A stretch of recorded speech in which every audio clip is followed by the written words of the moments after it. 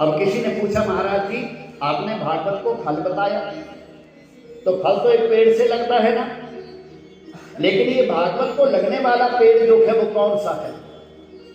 तो बड़ा सुंदर उत्तर दिया, इस भागवत को लगने वाला वृक्ष जो है वो स्वयं भगवान श्री हरि है। देखो, प्रथम बार ये श्रीमद् भागवत जो था वो भगवान श्री नारायण जी ने, जिनकी नाभि से कमल का पुष्प उत्पन्न हुआ था, वहां पर ब्रह्मा जी प्रकट हुए थे और ब्रह्मा जी ने सोचा कि मैं कौन हूं, इस कमल के फूल पर मैं कौन बैठा हूं, मेरे नीचे ये सोने वाले शेषनाग की सैया पर कौन है? तो भगवान के मुखार बिंद से श्रीमद् भागवत के 4 श्लोक जो थे वो निकले। पहले भागवत कहां से प्रारंभ हुआ? चतुर्श्लोकी भागवत, 4 श्लोकों के बीच में ये भागवत जो था वो भगवान जी ने प्रकट किया था। इसके बाद अब देखो, ये फल जो है वो हमारे मृत्यु लोक में आके कैसे पहुंचा। बड़ी विचित्र सी कथा आती है। भाई भागवत एक फल है, ये फल जो है वो हमारी धरती पर मृत्यु लोक में कितने लोक हैं? 14 लोक हैं। भू भुव स्वयं तप महालोक, जनलोक, आकाश लोक, पाताल लोक, मृत्यु लोक, ये 14 लोक हैं।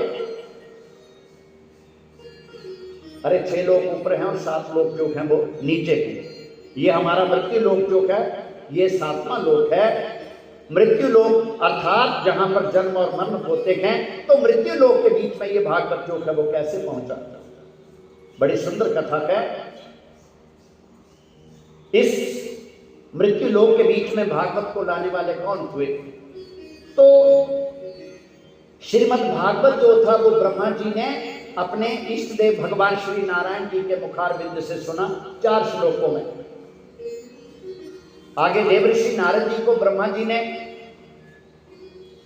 एक प्रश्न पूछा, अरे पिताजी आप तो सृष्टि की रचना करते हैं, आपने सृष्टि की रचना कैसे की? तो ब्रह्मा जी ने देवऋषि नारद जी को 4 श्लोक जो थे वो भागवत के वहां पर सुनाए थे। कितने? 4 श्लोक। मूल रूप से भागवत के केवल 4 श्लोक हैं। तो नारद जी ने ये भागवत जो था वो 4 श्लोकों के रूप में अपने पिताजी से सुना।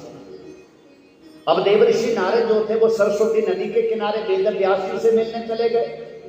तो वेद व्यास जो थे वो